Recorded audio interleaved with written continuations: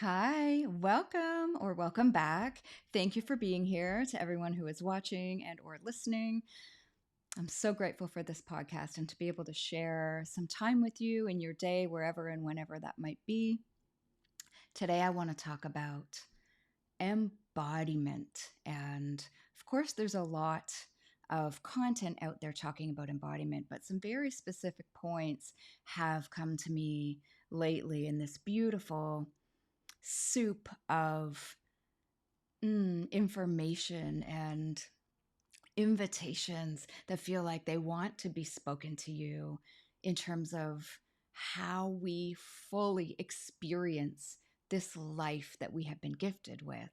And I know because we all go through it that there are times when we don't want to feel in our bodies. So many of us go through trauma or pain and it's held in different places in our bodies and we don't want to really be in our body sometimes, and there are aches and pains and discomfort. And then at the other end of that spectrum are people who only want to be in their bodies and they go to the gym all the time and they're just focused on the outside and getting strong or whatever that might be.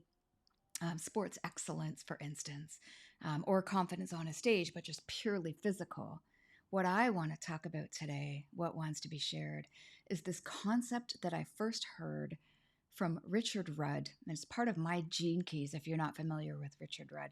Wonderful, beautiful soul who has this body of work that builds on human design and talks about the blueprint that we have for this iteration of consciousness and spirit that we are in this lifetime, each of us. And he gave me this word that's part of my very specific gene keys profile called it, and the word is involution.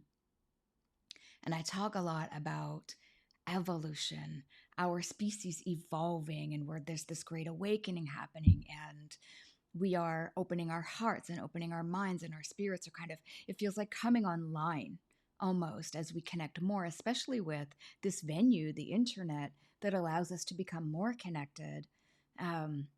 But actually, that can disconnect us from our bodies. And what Richard Rudd talks about when he shares this word involution is even as we are evolving, we also get to have this involution. So evolution means expanding, expanding into the spiritual being that we are, expanding into more knowledge, more connection, connecting in, tapping in to that quantum field, right, of information where we get downloads. But those downloads need to go somewhere. We need to be in these vehicles to have this experiential adventure that we call life in these bodies. And it just seems to be showing up more and more, this invitation to really pay attention to this body, to really love it, to really offer it grace and gratitude for being this vessel that carries us around on this adventure, and bring our spirit fully experientially into this world through the vessel that is our body.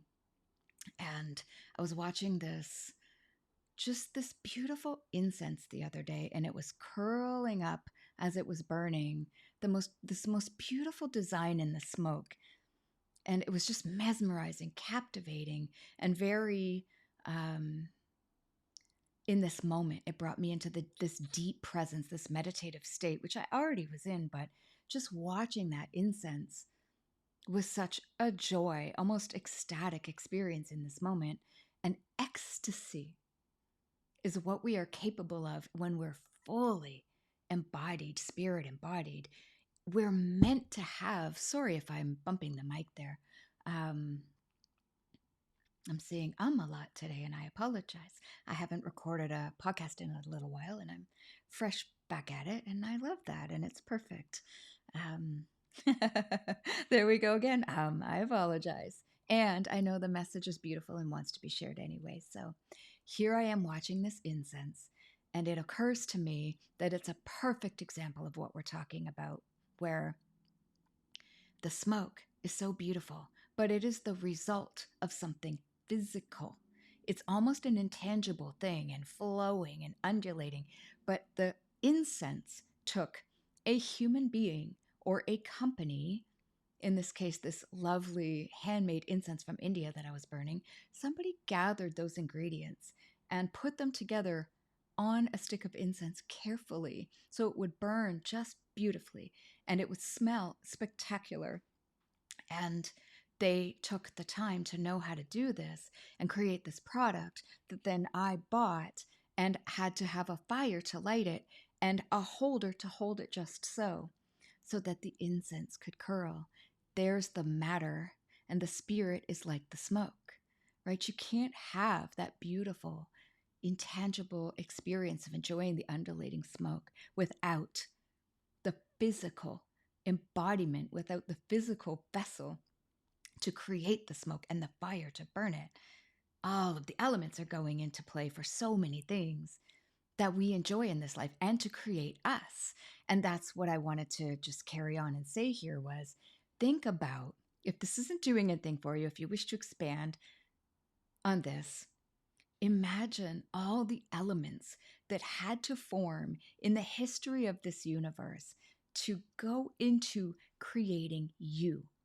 And then think of all the ancestors of yours that had to, pardon me, get together and together and together and survive. And I spoke about this in my love note the other day. The number of ancestors that you have when you count back that had to survive from the beginning of our species to come and create offspring over and over and over and come together and survive to create you. It's staggeringly improbable and yet perfect because here you are. And, excuse me, and then your mama had to bring all the elements together and let life do that in her womb for 9 months of gestation, for those cells to divide and all of the DNA to come online and the spirit to come into the body for you to exist and be born into this world. When they say that your body is a temple, it really is. Do you feel reverent?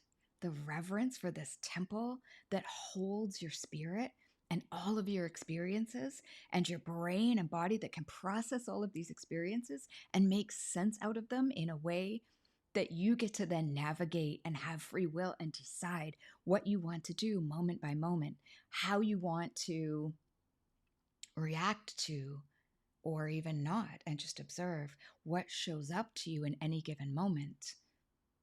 Our filter, our brain, how shall I say this? It likes to, we have reticular activating system, right? And it takes, oh, sorry, I keep bumping the desk. It takes all the input, just countless, almost countless bits and bytes of input that come in every moment. And it filters it in a way that we can experience life and have it seem linear and have it seem like this adventure. But you are a walking adventure, and your body is your vehicle, is your vessel. So it's just an invitation here. And I hope that I'm describing it in a way that lights up your heart a little bit, because our bodies are such incredible miracles. It's like all these cells are just being held together energetically as a you, so that you, as spirit in a body, can have whatever experience you choose to have. Because if you change your perspective, your experience changes. What an incredible thing. So today I wish for you to feel that sense of involution fully. Feel all of your senses. Taste, touch, sound, the wind against your face, the sun, the rain, the smells, everything that you have available to you. And if you don't have any, pay more attention, because there is always input. And I hope, it is my wish for you, that you feel more ecstasy as you marry the physical experience with all about you that is intangible and magic, and bring that into the world as only you can do. That's my invitation for today. Involution, embodiment of all that you are, fully and completely, with every breath that you have. in your life. And I'll send you off with love and gratitude. Thank you for being here. Just going to run the little outro, and make sure you join us on Love Notes on Telegram. There's a link in the show notes. We'd love to have you there. Yeah, just another way I put love out into the world. It's my way of leading with love. So yeah, you have my gratitude, and have an amazing day. Over and out.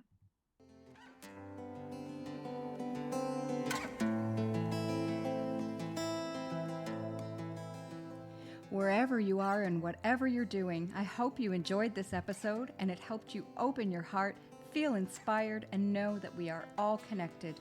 Please subscribe and share so this work can touch more people. This is how we co-create the world we want to live in. Thank you so much again for joining us, and talk to you next time.